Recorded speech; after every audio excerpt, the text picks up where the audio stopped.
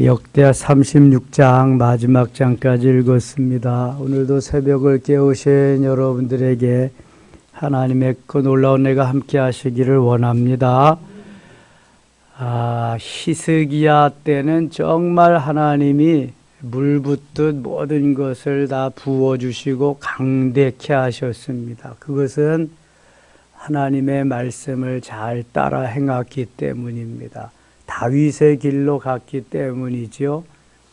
그러나 히스기야의 아들 므낫세, 그 손자 아몬, 모두가 다 아들과 손자가 하나님을 배반하고 우상을 섬김으로 말미암아 그 하나님의 징계가 땅에 임하게 되었고 백성들은 너무 힘들게 살아야만 했습니다.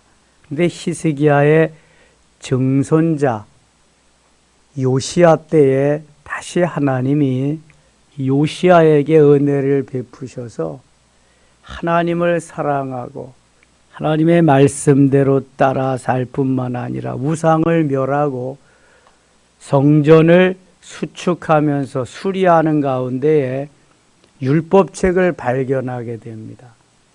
그리고 히스기야에 이어서 유월절을 지킵니다. 하나님이 얼마나 기뻐하실까요? 그러나 그 당대에 또 머물렀고 요시야 다음에 그 아들이 우상을 섬김으로 말미암아 그 아들 대에 이어서 다시 바벨론에게 점령을 당하면서 시드기야 때는 남쪽 유다도 멸망을 하고 맙니다.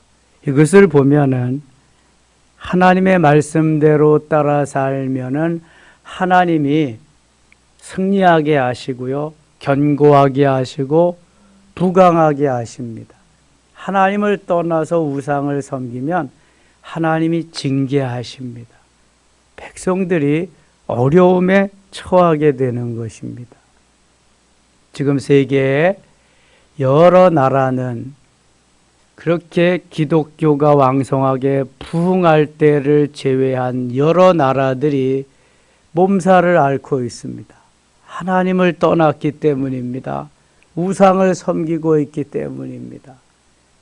대부분의 나라들이 차별금지법이 통과되어서 그 차별금지법 때문에 제대로 뭘 할 수가 없습니다.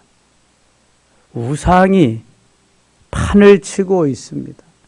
타 종교가 기독교를 다 점령하고 그러한 시대에 우리가 살아가고 있습니다.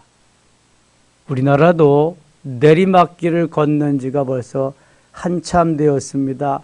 거기에 코로나라고 하는 복병이 찾아와서 더 많이 힘들어하고 어려워지고 있습니다. 세계가 이렇게 어려워지다 보니까 이제는 무역전쟁으로 이어져서 강대국만이 살아남는 시대가 되고 말았습니다.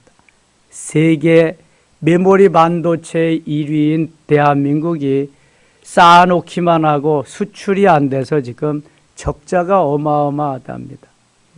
지금 얼마나 세계가 이념전쟁으로 무역전쟁으로 어려움을 당하고 있는지 몰라요.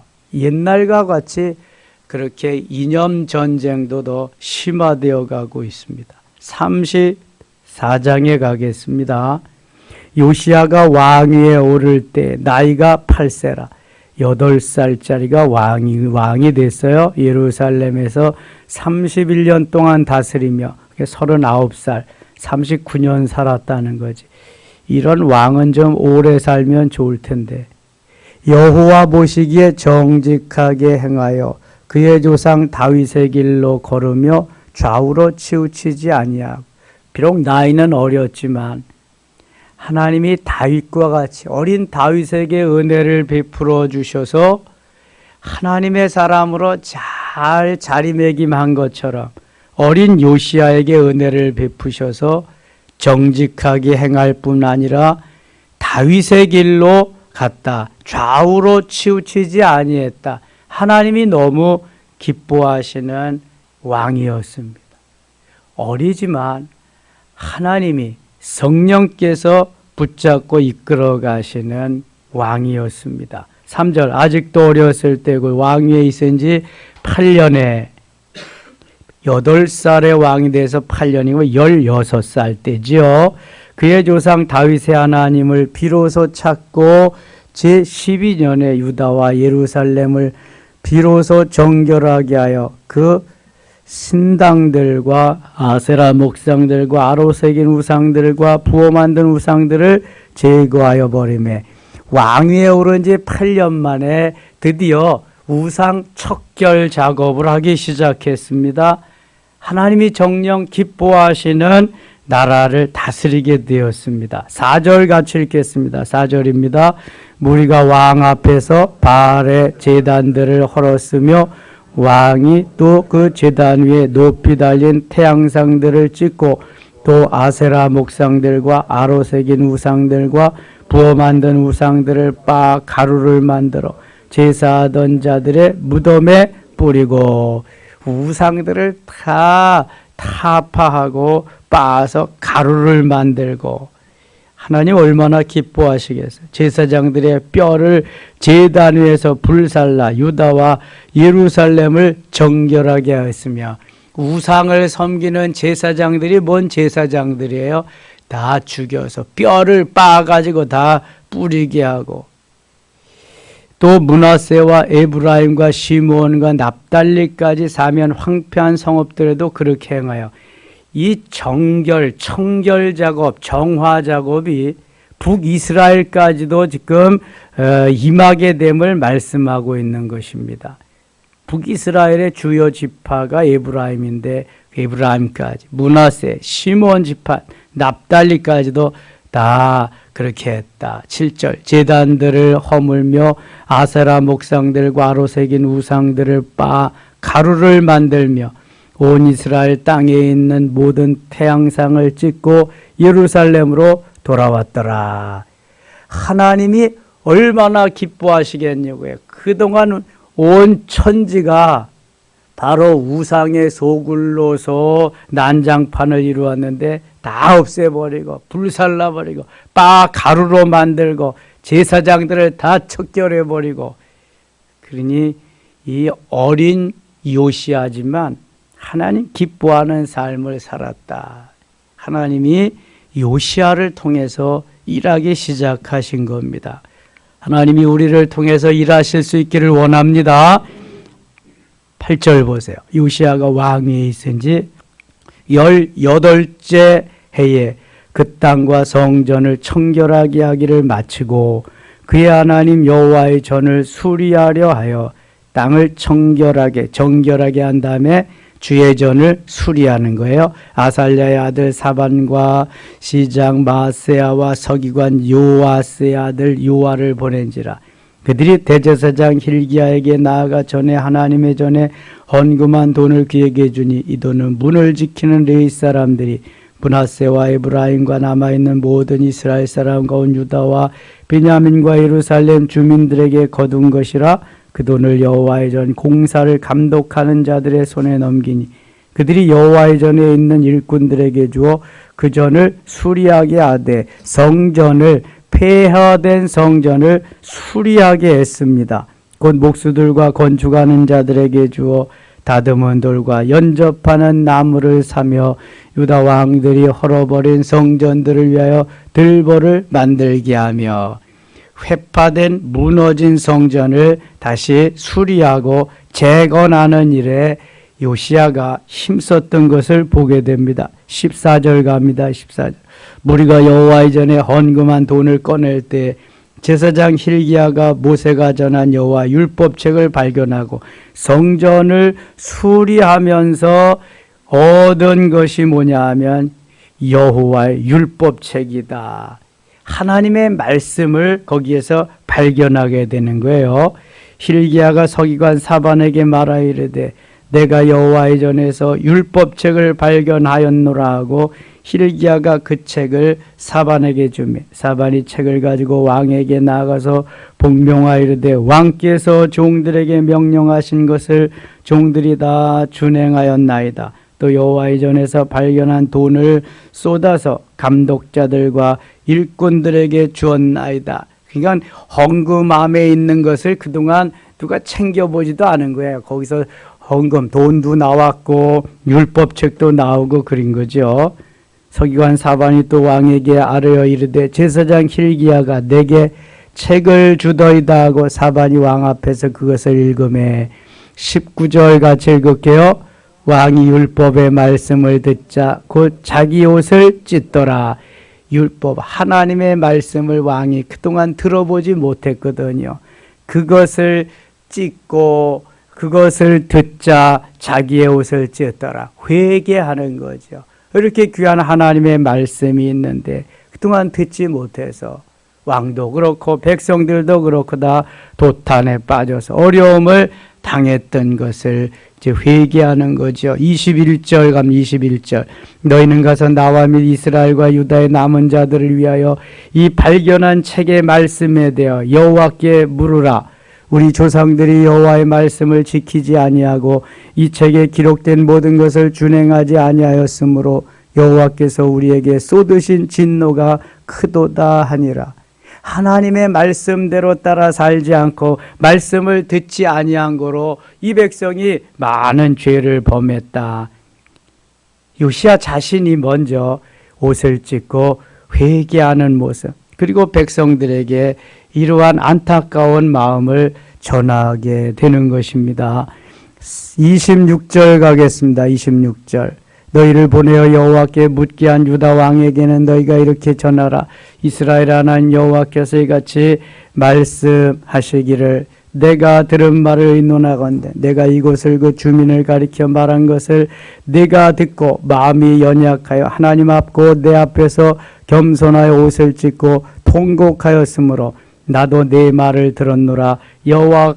여호와가 말하였느라. 하나님도 너무 이제 기뻐하시는 거죠. 31절 가겠습니다. 31절 왕이 자기 처소에 서서 여호와 앞에서 언약을 세우되 마음을 다하고 목숨을 다하여 여호와를 순종하고 그의 계명과 법도와 율례를 지켜 이 책에 기록된 언약의 말씀을 이루리라 하고 마치 신명기에 나오는 말씀과 같아요. 마음을 다하고 목숨을 다하고 성품을 다하고 뜻을 주 하나님을 섬기는 그러한 말씀과 같이 32절 예루살렘과 베냐민에 있는 자들이 다 여기에 참여하게 하며 예루살렘 주민이 하나님 곧 그의 조상들의 하나님의 언약을 따르니라. 33절 같이 읽을게요. 이와 같이 요시야가 이스라엘 자손에게 속한 모든 땅에 가증한 것들을 다 제거하여 버리고 이스라엘의 모든 사람으로 그들의 하나님 여호와를 섬기게 하였으므로 요시야가 사는 날에 백성이 그들의 조상들이 한 여호와께 복종하고 떠나지 아니하였더라. 아멘. 자, 누가 다스리냐, 누가 지도하느냐에 따라서 백성들이 행복해질 수도 있고 불행해질 수도 있습니다.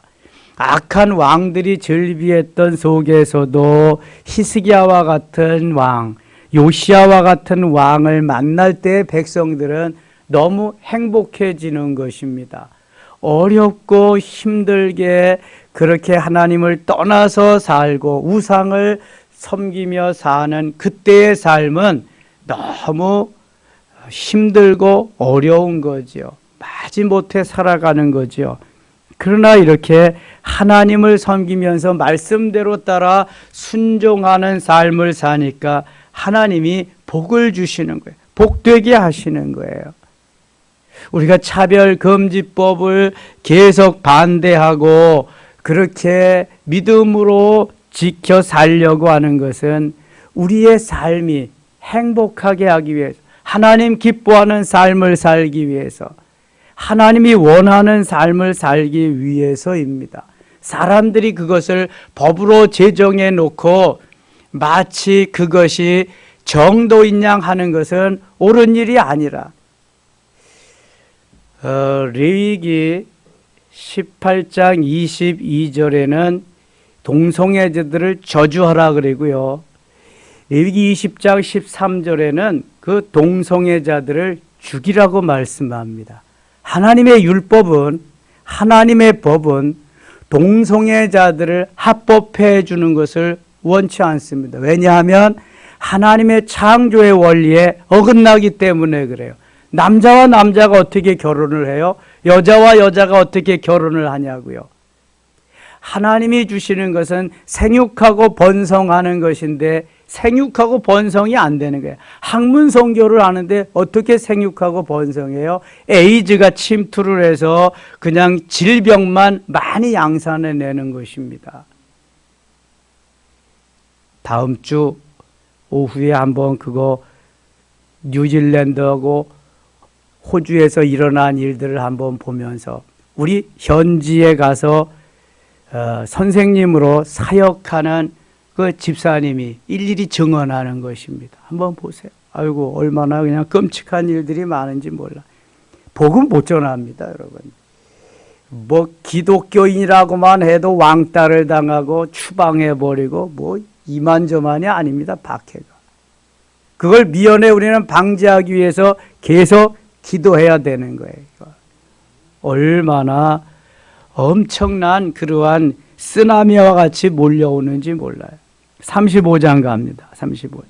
요시야가 예루살렘에서 여호와께 유월절을 지켜 첫째 달 열넷째 날에 유월절 어린 양을 잡으니라. 유월절 행사, 이스라엘의 출애굽을 기념하는 행사지요. 4절 갑니다. 너희는 이스라엘 왕 다윗의 글과 다윗의 아들 솔로몬의 글을 준행하여 너희 족속대로 반열을 따라 스스로 준비하고 너희 형제 모든 백성의 족속의 서열대로 또는 레위 족속의 서열대로 성소에 서서 스스로 성결하게 하고 유월절 어린 양을 잡아 너희 형제들을 위하여 준비하되 여호와께서 모세를 통하여 전하신 말씀을 따라 행할지니라. 모세를 통해서 율법을 주셨고 모세를 통해서 유월절을 지키라고 말씀하신 대로 그대로 행한다는 거예요. 이걸 지켜야 된다는 것입니다. 11절입니다. 11절. 유월절 양을 잡으니, 유월절 양은 누구를 예표하는 거예요? 예수 그리스도를 예표하는 것입니다. 그 양이 흘린 피는 누구의 피를 상징해요? 예수님의 피. 왜 피가 흘려져야 되냐? 피 흘림이 없은즉 사함이 없기 때문에, 피가 죄를 속하기 때문에, 용서하기 때문에 그렇습니다. 그래서 구약시대에는 수많은 짐승들이 죽어가는 거예요. 예배 제사 시간에 죽어가는 거예요. 오늘도 죽어가야 되는데 예수님이 단번에 죽어주셨기 때문에 우리는 죽어가지 아니하고 죄만 고백해도 하나님이 용서하시고 우리의 제사를 받으시는 거예요. 그러니까 예수님이 얼마나 귀하신 분이에요. 이게 내가 곧 길이요 진리요 생명이니 나로 말미암지 않고는 아버지께로 올 자가 없느니라, 이렇게 말씀하시는 거예요. 생명을 다 주셔서 피를 주셔서 우리를 구원했기 때문에 그런 것입니다. 예수님 오시기 이전에는 그래서 제사를 드려서 짐승들의 피가 예수 그리스도의 피를 예표해서 그것을 드림으로 죄를 용서함 받는 거예요. 구원을 어떻게 받아요? 오실 예수 그리스도를 믿음으로 바라보면서 구원을 받는 거예요. 창세기 15장 6절에 아브라함이 여호와를 믿으니 여호와께서 이를 그의 의로 여기시고, 그래서 아브라함이 믿는 그 하나님을 믿음으로 말미암아 그 속에 예수 그리스도가 다 포함되어 있는 거예요. 그래서 믿음으로 바라보고 구약시대 사람들은 예수를 믿고 구원받았다. 하나님을 믿고 구원을 받았다. 어차피 예수 그리스도 외에는 구원이 없어요. 사도행전 4장 12절에 의하면 그때 구약시대에 사용된 것이 짐승이다. 흘린 피를 통해서 용서함을 받는다. 신약시대에는 히브리서 9장 27절, 28절 말씀과 같이 단번에 제사를 드려짐으로 말미암아 더 이상 이제 피 흘림의 제사는 없다. 누구든지 나와서 예수의 이름으로 제사를 드리면, 예배를 드리면, 구하기만 하면 죄도 용서함 받고 마음으로 믿어 의에 이르고 입으로 시인하여 구원을 받게 되는 줄 믿습니다. 그렇다면 믿음은 뭘로 받아요?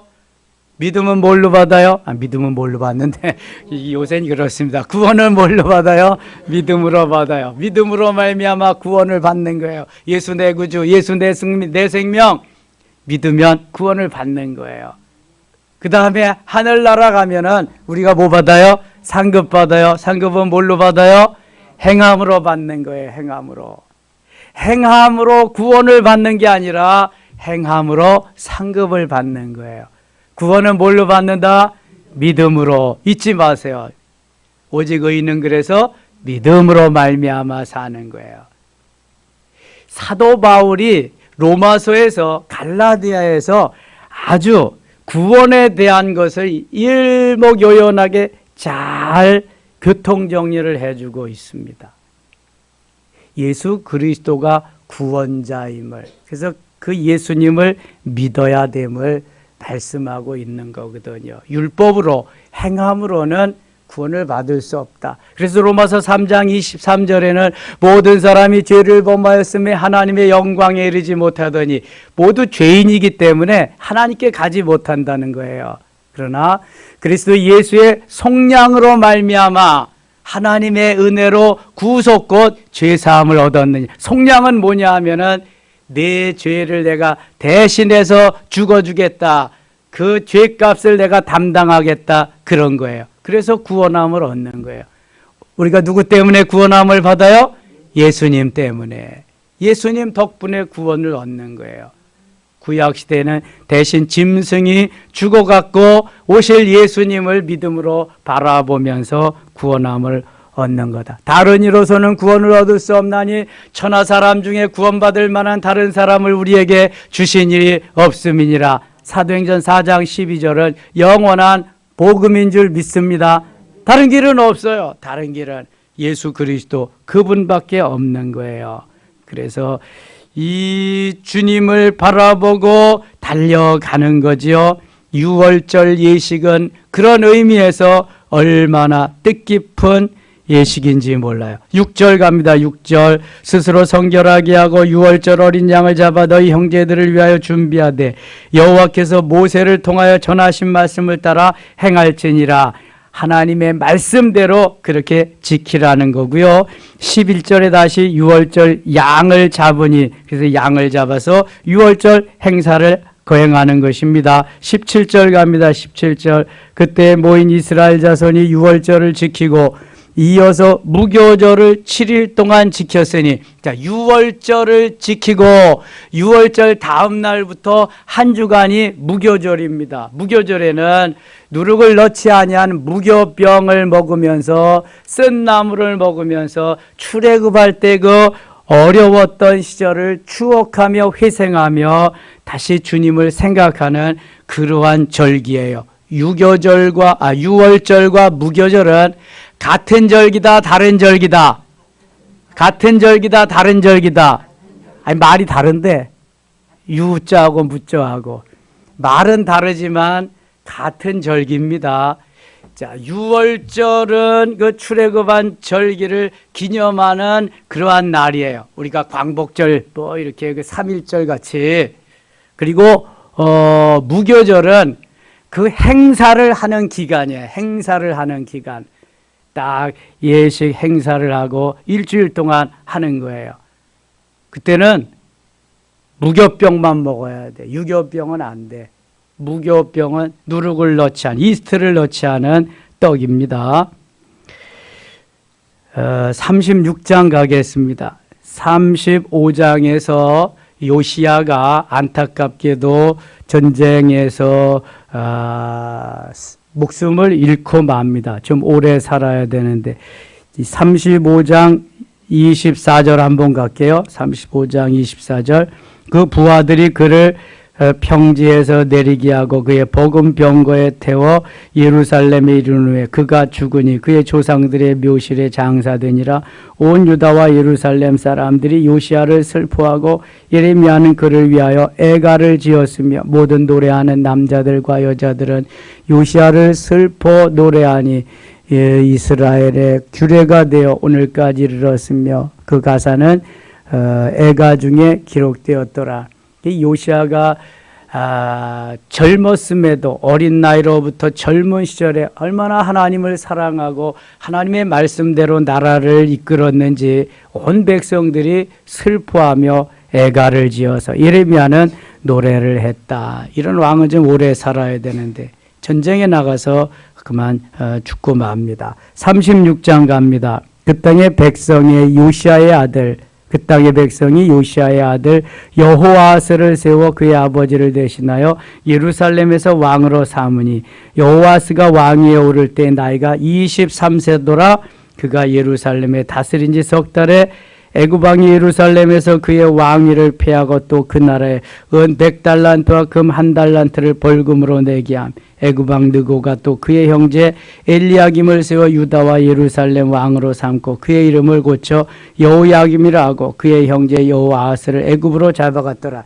이미 그 여호아하스 시절에 아버지가 그렇게 잘 섬기던 하나님을 버리고 그래서 하나님이 애굽에게 붙여가지고 애굽이 유대 나라에 와가지고 통치를 하게 됩니다. 그리고 왕위도 박탈하고 여호아하스 대신에 여호야김이라고 그렇게 이름도 붙이고 여호아하스를 애굽으로 잡아갑니다. 나라의 그 힘이 그만큼 약해졌다고 하는 거죠. 5절입니다. 여호야김이 왕위에 오를 때 여호아하스에서 여호야김으로 왕위. 이 여호야김은 4절 다시 보고 애굽 왕 느고가 또 그의 형제 엘리야김을 세워 유다의 예루살렘 왕으로 삼고 그 이름을 고쳐 여호야김이라. 여호아하스는 그 요시야의 아들인데 폐위시키고 다시 그 형제 중에서 여호야김을 세워가지고 왕으로 만들었어요. 이스라엘 사람, 유대 사람들이 자기들이 왕을 세워야 되는데 나라가 약해지니까 힘이 없으니까 애굽이 와서 통치를 하면서 자기네 마음대로 왕을 세우는 거예요. 그래서 5절 여호야김이 왕위에 오를 때 나이가 25세라 예루살렘에서 11년 동안 다스리며 그의 하나님 여호와 보시기에 악을 행하였더라. 그게 요시야가 애굽과의 전쟁에서 전사하거든요. 그래서 애굽이 이제 와서 통치하게 되는 거예요. 6절 갑니다. 바벨론 왕 느부갓네살이 올라와서 그를 치고 그를 쇠사슬로 결박하여 바벨론으로 잡아가고 이제 또 애굽이 저 바벨론에게 밀려나가지고 바벨론이 궁극적으로는 이스라엘 유대 나라를 통치하게 됩니다. 다시 5절로 올라갑니다. 5절 여호야김이 왕위에 오를 때 나이가 25세라 예루살렘에서 11년 동안 다스리며 그의 하나님 여호와 보시기에 악을 행하였더라. 하나님 보시기에 아름다운 선한 정치를 하고 말씀대로 따라가야 하나님이 도와주실 텐데 이미 여호아하스 때부터 기울어 간 것이 여호야김 시대에 아주 기울어져서 하나님 보시기에 악을 행함으로 하나님이 이번에는 바벨론에게 넘겨주고 맙니다. 바벨론이 그래서 완전히 장악하게 되어 6절 봅니다. 바벨론 왕 느부갓네살이 올라와서 그를 치고 그를 쇠사슬로 결박하여 바벨론으로 잡아가고 이스라엘 유대 나라의 왕을 쇠사슬로 결박하고 잡아갑니다.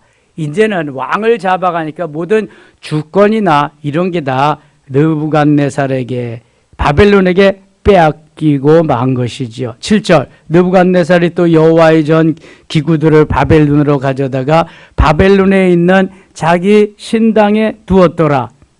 다 빼앗기고 마는 거죠. 여호야김의 남은 사적과 그의 행한 모든 가증한 일들과 그에게 발견된 악행이 이스라엘과 유다 열왕기에 기록되니라.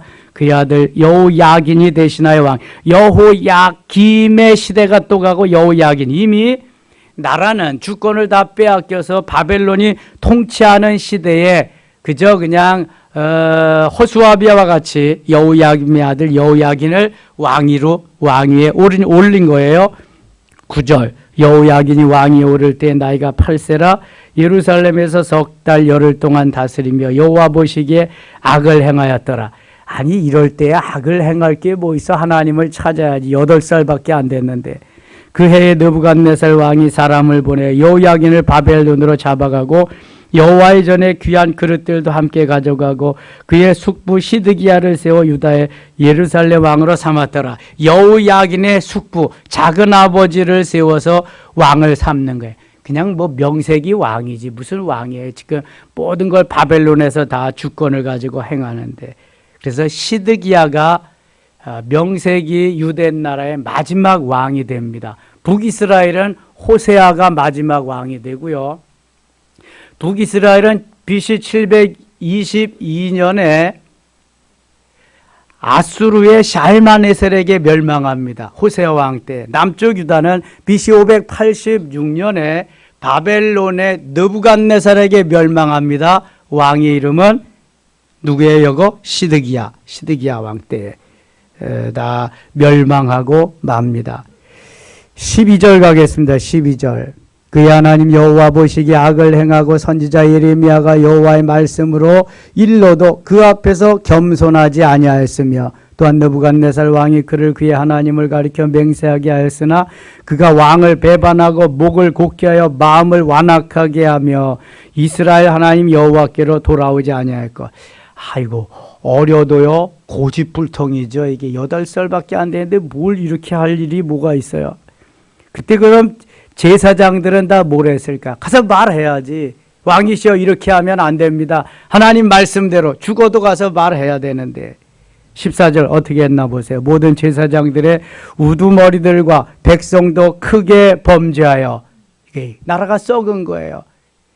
아무리 그래도 가서 제사장은 말해야지. 예배를 드려야 됩니다. 제사를 드려야 됩니다. 하나님을 섬겨야 합니다. 그런데 같이 썩어버려서. 이겁니다, 이거. 예배가 살아야 교회가 살고 교회가 살아야 나라와 민족이 사는 거지. 예배가 없어지고 교회가 죽으면 나라는 죽어버리는 거예요. 죽어버려.